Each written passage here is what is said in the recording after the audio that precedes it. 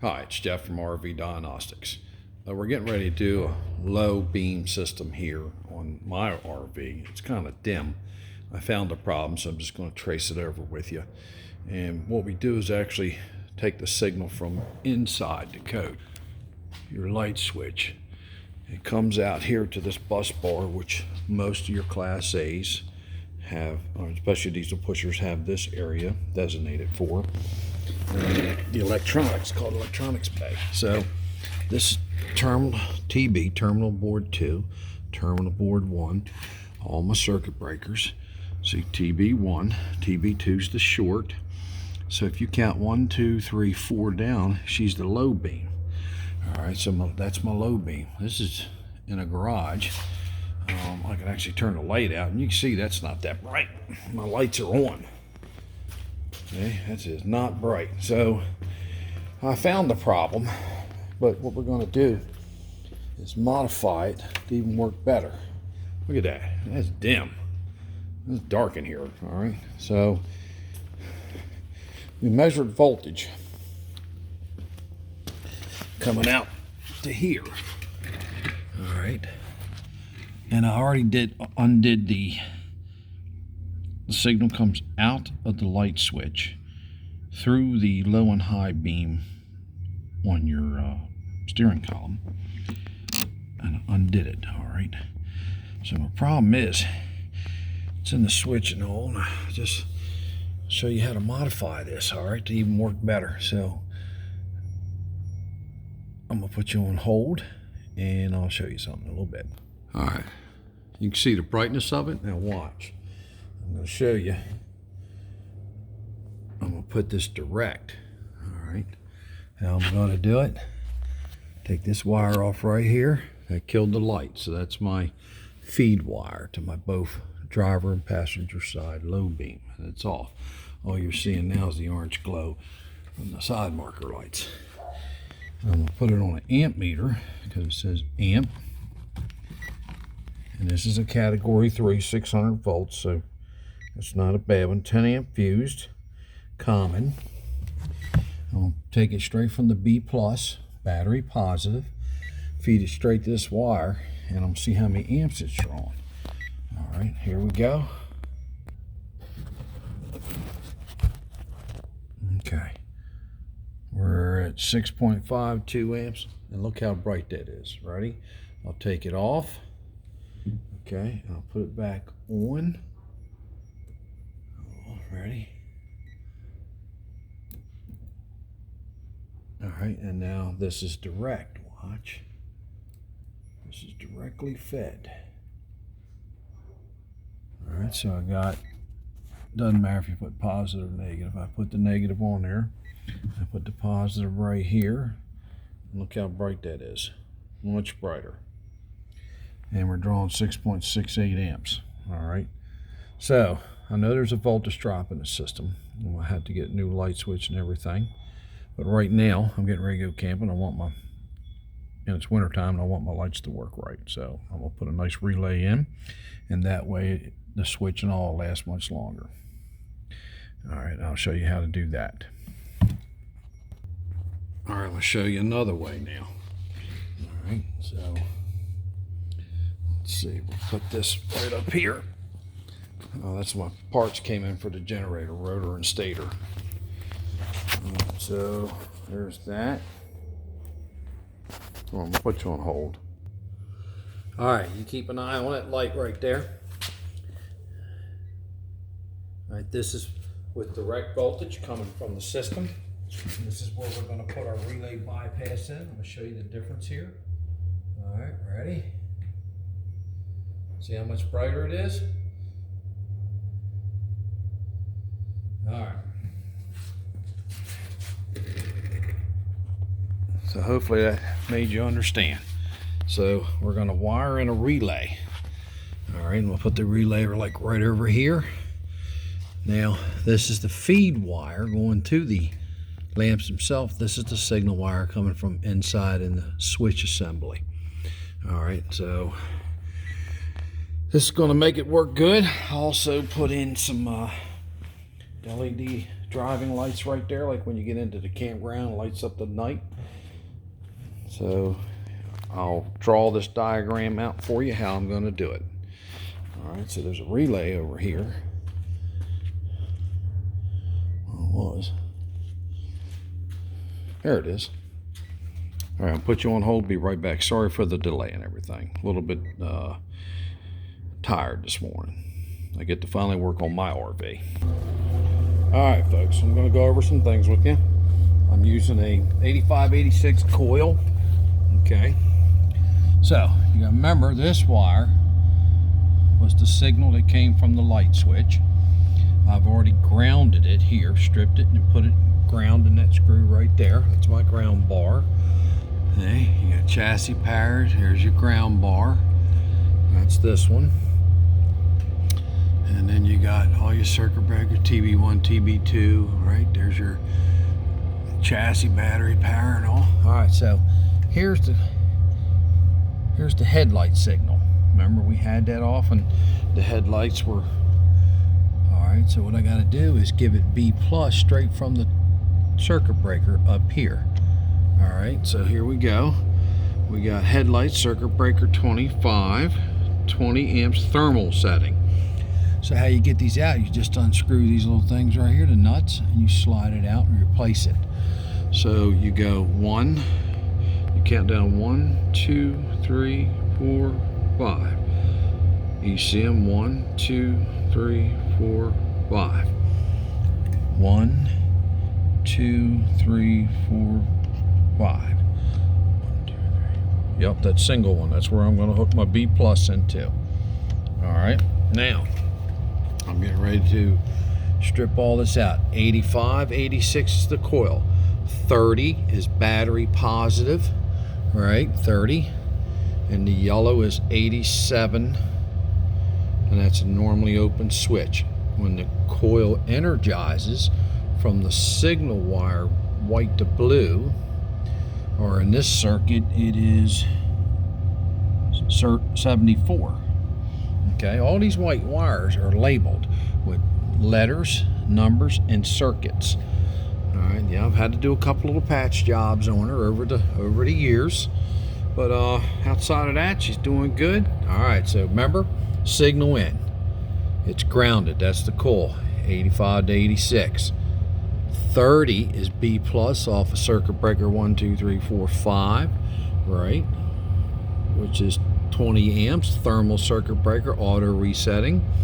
Then it goes to the normally open switch, and this goes to the headlights and energizes the headlights. You saw how I took them from a dim to a brighter status. So here I'm going to strip all this out, and I'm going to show you step by step what I'm doing. I'll put you on pause right now. All right, I'm showing you what I'm doing. First, you put on the shrink tubing that will fit over top of the solder butt connector. I don't pinch them together. I use this. So we put this on. Then we hit this with a cigarette lighter right here. Okay. And first I shrink this one tight, and then I'll put it in this one. And then I'm going to zip tie them all and make them look nice. But all right, here you go. Let me find a cigarette lighter. All right, so all we do, we line this up right here. All right, we leave a little bit of the wire inside, if you can see it. Get real close.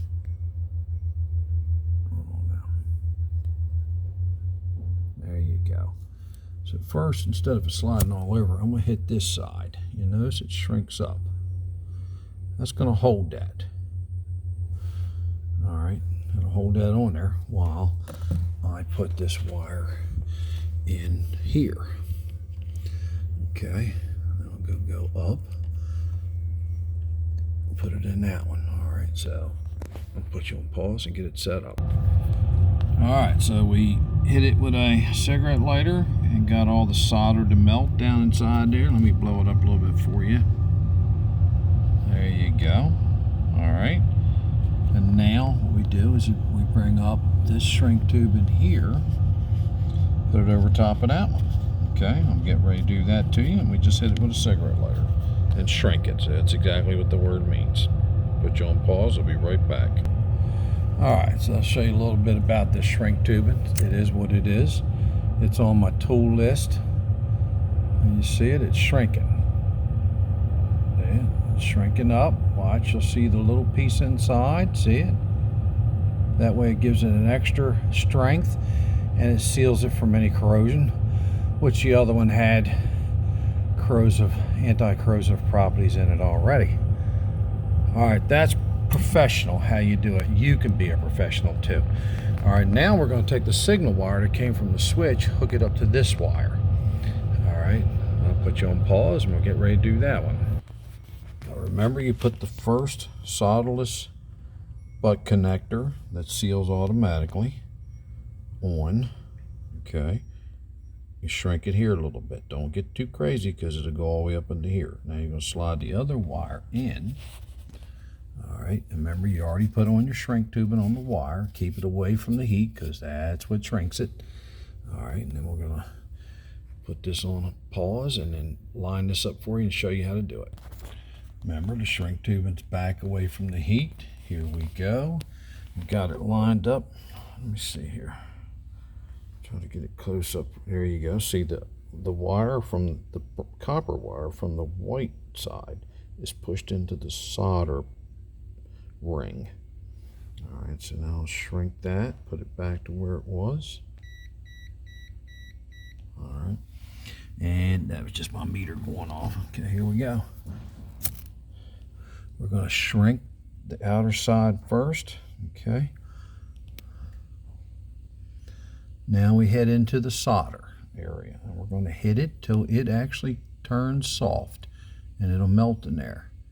I'll move it around a little bit. All right, there you go. See it? It's melting. I get it all the way, and then I go back and forward with it. There you go, folks. Now don't touch it. I let it cool. All right, you can see how the solder moved around. Let me see if I can get a good close-up of it. Yeah, there you go. See how that copper wire actually turns silver from the solder. All right, so what's next? I let it cool, and then I pull on each end. See if it comes apart. If it comes apart, I did it wrong. If it don't, then I got a good strong connection and current will flow. So I'll put you on pause again. Okay, I slid over the shrink tubing, the double reinforcement, just like I did here. Okay, hit it with the little micro torch or cigarette lighter. Go up and down. Don't stay in one area too long. Okay. There you go. She's shrinking, and she's going to take the shape of what it went around. All right, there we go. We're doing good.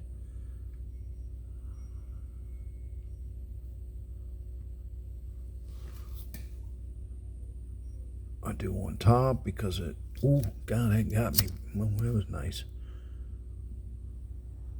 All right, there it is, folks. Now, I'll let it all cool. I'm going to route it. I left myself a little bit here, right, in case I got to take this relay connector off and troubleshoot it later. So all I did was take the low beam signal from inside, take it out here, put it on a coil 85 and number 86, ground, so it makes it a pull-up switch. It's going to get voltage from inside the RV switch, light switch, high and low beam switch. Then I gave it B+, which was right here. All right. Circuit breaker 25, 1, 2, 3, 4, 5 down. That power comes to the open switch inside, normally open. What I mean by NO, normally open, is there's no signal here, no current flowing through the coil. And then when it energizes, the contacts close and the voltage flows over to here and out to my headlights, and you'll see a big difference. All right, so we're going to go in and test it. Here we go, folks. Let me put you on hold real quick. All right, folks, there's my low beam. There's off. There's the lights on the dash. She's a little dirty. Here you go. Now that's low beam. I'm going to show you high beam. I got to do the same thing to the high beam circuit. That's high beam. Which one's brighter? That's low beam.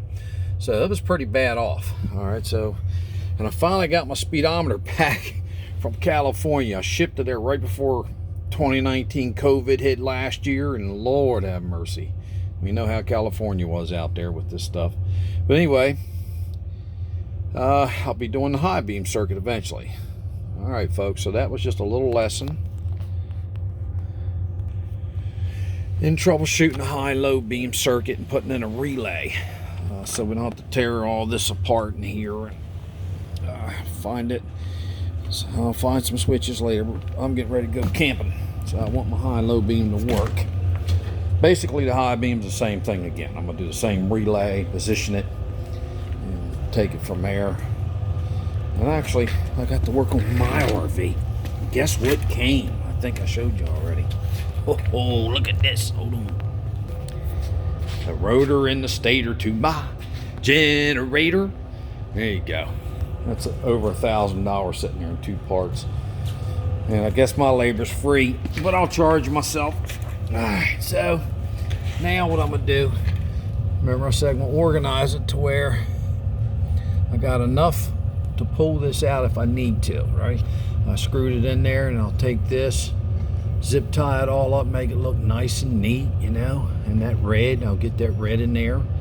Alright, so I'm gonna draw it out for you. Alright, 85, 86. It's actually on the back of the relay thing you get there. So the switch side is 85, 86. Or no, I'm sorry, 30, 87. The coil side is the signal, low amps. What is a relay? It's a mechanical amplifier. It takes a low amount of amps, like 1, half of 1, 0.5, and allows you to control headlights that are pulling 8, 9 amps.